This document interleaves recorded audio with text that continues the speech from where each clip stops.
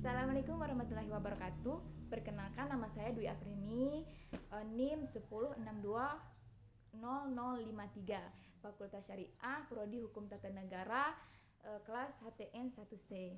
Jadi di sini saya akan menerangkan tentang materi ilmu hukum selama satu semester ini. Jadi di sini saya menerangkan materi-materi apa saja selama dalam satu semester ini. Terdapat ada 15 pertemuan dan pertemuan terakhir yaitu pertemuan ke-16 tepatnya pada hari ini, yaitu UAS atau ujian akhir semester.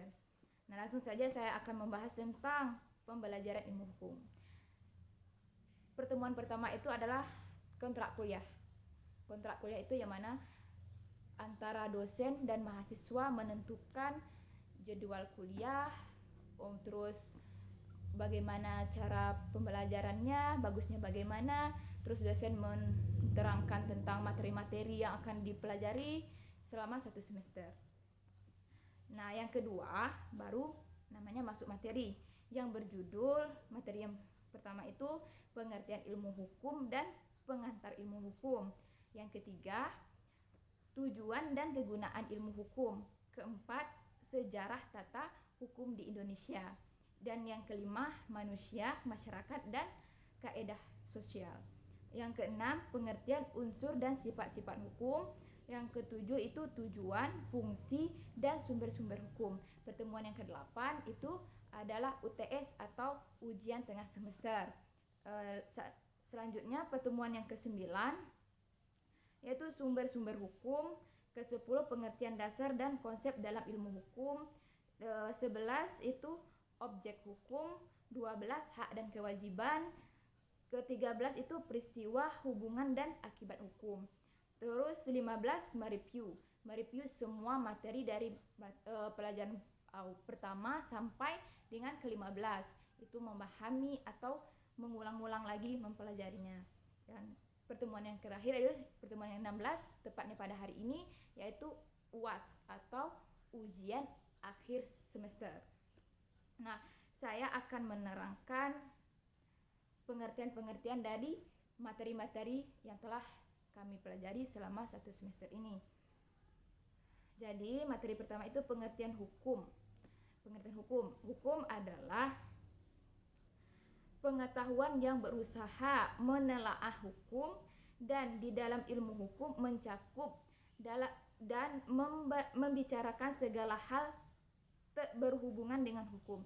Jadi pengertian hukum itu yang mana kita membahas tentang hukum, semua tentang hukum, tidak keluar dari materi hukum. Jadi pengertiannya itu menelaah tentang suatu hukum. Yang kedua itu tujuan dan kegunaan ilmu hukum. Nah, tujuannya adalah untuk menjelaskan tentang keadaan dari bagian-bagian penting dari hukum. Itu tujuannya kita mempelajari hukum, supaya kita mengetahui keadaan dari bagian-bagian hukum yang penting dari hukum tertentu. Terus kegunaannya itu untuk dapat memahami bagian-bagian atau jenis-jenis hukum, jenis-jenis ilmu hukum yang lainnya juga. Jadi kegunaan kita mempelajari ilmu hukum ini supaya kita mengetahui bagian-bagian hukum itu bagaimana, jenis-jenisnya juga bagaimana, dan di negara lain hukumnya juga bagaimana. Bukan kita mempelajari tentang hukum kita saja di Indonesia atau hukum syariah saja, tapi semuanya kita mempelajari tentang hukum. Nah, yang keempat, pertemuan keempat itu sejarah tata hukum. Yang dimaksud dengan sejarah tata hukum adalah catatan atau kejadian-kejadian penting masa lalu, namanya juga sejarah, yaitu yang sudah lampau. Terus kita ingatkan kembali untuk menjadikan suatu contoh atau supaya mengingatkan kembali apa yang telah terjadi dan supaya kita akan tetap mengingat. Contohnya salah satunya itu tentang penjajahan di Indonesia, yang mana negara kita sudah pernah dijajah.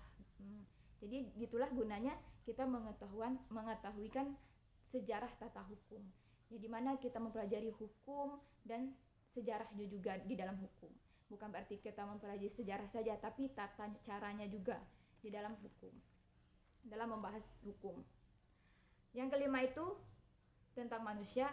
Manusia itu adalah manusia, makhluk individu atau perorangan mempunyai kehidupan jiwa yang menyendiri. Namun manusia itu adalah makhluk sosial, tidak bisa hidup sendiri, tapi butuh dengan namanya orang lain juga.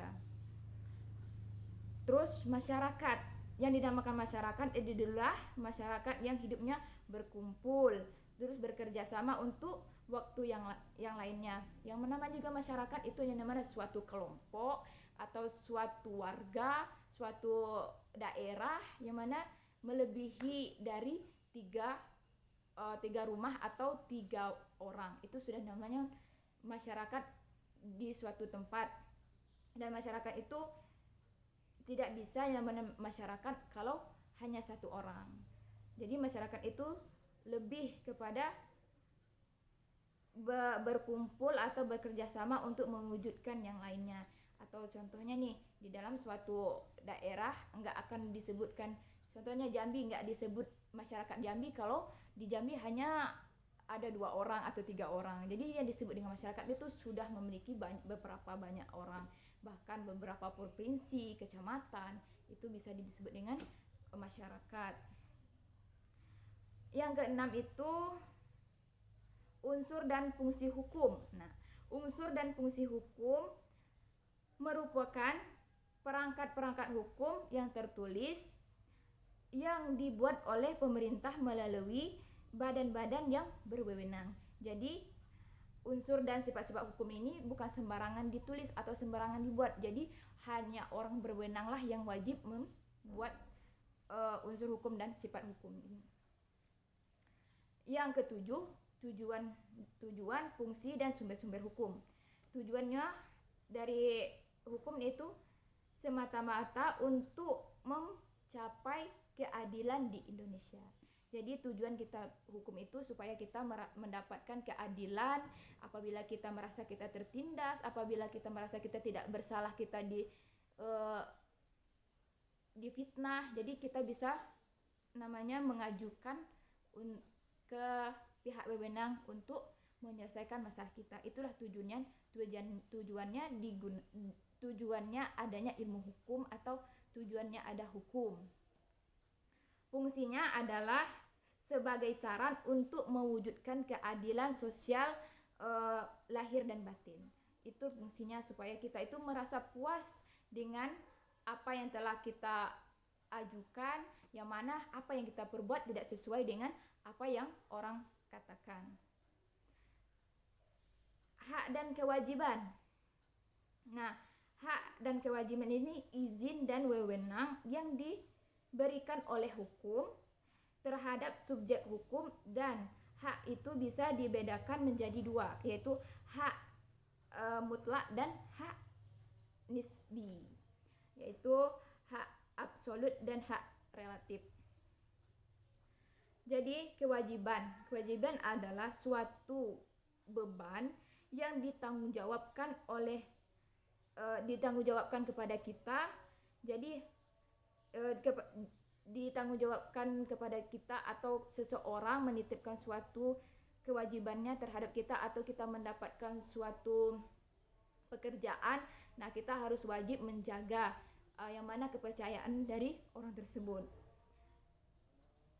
Nah, jadi hak dan kewajiban itu timbul apabila terjadi hubungan antara 2 pihak berdasarkan suatu kontrak atau perjanjian. Itulah jadinya hak dan kewajiban, yang mana kita berhak untuk mengajukan sesuatu, dan kita juga wajib untuk memelihara memelihara atau menjaga sesuatu yang telah diamanahkan kepada kita. Terus peristiwa hubungan dan akibat hukum. Nah, peristiwa di dalam hukum ya. Peristiwa hukum yaitu kemasyarakatan yang timbul dari hubungan-hubungan anggota masyarakat oleh hukum diberikan akibat-akibat hukum. Peristiwanya itu yang mana masyarakat yang timbul dari hubungan-hubungan anggota masyarakat oleh hukum diberikan akibat hukum. Sedangkan hubung hukum antara dua subjek hukum atau lebih, di mana hak dan kewajiban itu sudah pihak berhadapan dan hak dan kewajiban yang lainnya. Terus akibat hukum, akibatnya suatu tindakan hukum. Apabila kita sudah diberikan suatu amanah, kita sudah dijelaskan sebab dan akibatnya nanti. Nah, apabila kita tidak menjalankan dengan baik, maka kita tidak bisa menolak atau tuntutan yang telah diterapkan di dalam peristiwa tadi. Jadi kita akan menerima yang namanya akibat yang telah kita lakukan. Asas hukum. Nah, asas hukum itu adalah dasar-dasar umum yang terkandung dalam peraturan hukum, dan dasar-dasar umum tersebut adalah merupakan suatu yang mengandung nilai-nilai etnis. Fungsi asas hukum adalah bersifat mengatur dan menjelaskan tentang suatu asas hukum. Jadi fungsinya hukum itu fungsi asas hukum itu menerangkan sesuatu, menjelaskan atau menerangkan sesuatu tentang asas yang berada di dalam hukum. Tujuan asas hukum adalah memberi ikhtiar terhadap normatif sifatnya. Jadi tujuannya itu supaya kita berikhtiar atau kita selalu berusaha dalam menjalani asas hukum. Jadi kalau kita sudah ikhtiar, sudah berusaha, tapi sesuatu yang menimpa kita, jadi semua itu tidak salah lagi pada diri kita, karena kita sudah berjuang, kita sudah berusaha, sudah berikhtiar. Nah, semuanya itu kembali kepada Yang Maha Kuasa. Yang terjadi itu adalah semuanya takdir dan tidak termasuk dalam hukum positif. Itu penjelasan saya tentang materi-materi ilmu hukum. Yang kedua itu kritik dan saran tentang dosen pengampu ilmu hukum. Tidak banyak saya memberi kritik dan saran. Bagi saya, dosen atau bapak pengampu ilmu hukum, dia sudah menjalankan amanah yang telah diberikannya kepada bapak mempelajari ilmu hukum di kelas kami HTN 1C, yang mana bapak telah banyak mengajarkan kami kedisiplinan, apa itu hukum, yang mana kita tidak boleh main-main dalam mempelajari ilmu hukum. Yang mana yang saya ingat itu, bapak itu selalu bilang harus disiplin. Karena negara kita ini nggak akan maju apabila kita tidak disiplin dan tidak teliti. Saran saya, semoga bapak diberikan badan sehat, ilmu yang bapak berikan kepada kami semoga bermanfaat. Terus dari saya pribadi, saya minta maaf apabila seandainya saya kurang efektif di dalam kelas, terus membuat bapak merasa kecewa. Sebenarnya sejujurnya kami itu agak terlalu masih bingung, karena baru awal-awal kuliah, sudah online, belum tatap muka sama bapak, jadi agak bingung gitu.